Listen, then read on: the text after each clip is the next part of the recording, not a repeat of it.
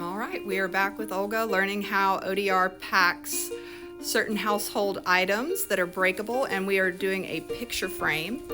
So we're going to start there in the corner, and we just loosely wrap, flipping that end over end, and then we bring it back again and repeat the process. We are always using 2 layers of wrapping so that we're protecting our items.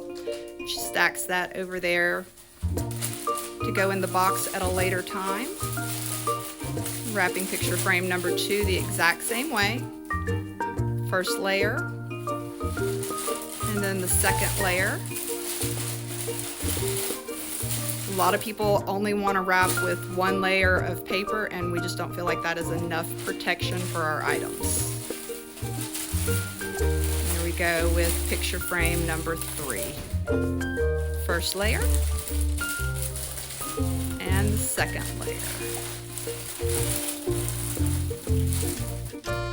Perfect, and we have those ready to go in the box.